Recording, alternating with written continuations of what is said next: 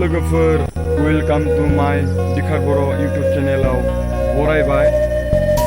दिनै नायदो जोंहानि गय बारिखौहाय 2 बोसोरसोबोला देरसिगोन आरो नायदो। बेनो जाबाय जोंहानि बारि बारा गोदोर बोसोरनै आराय बोसोरसोआ जाबाय आं बे गय गायनाया। आं गैयामोन बे गय गायनायाव।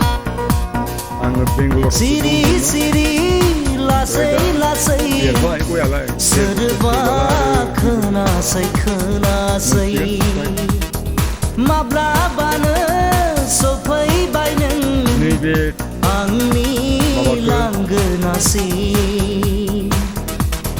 गाजोलों गाजोलों सोरबा फैसै फैसै गंस्रि गंस्रि सोरबा नुसै नुसै माब्लाबानो सफैबाय नों आंनि दरखंसिम। माब्लाबानो सफैबाय नों आंनि दरखंसिम। सिरि सिरि लासै लासै फुलिखौ लाना फैदों आरो आं गायदों।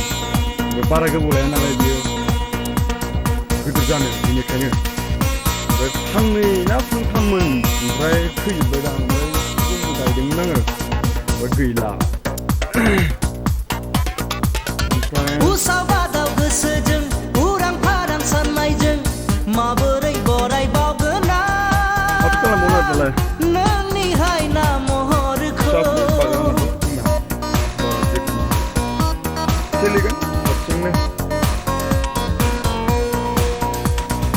उसाव बादाव गोसोजों उरां फारां साननायजों माबोरै बरायबावगोन आं नोंनि हायना महरखौ। माबोरै अनसायबावगोन आं नोंनि मोजां मोननायखौ। सिरि सिरि लासै लासै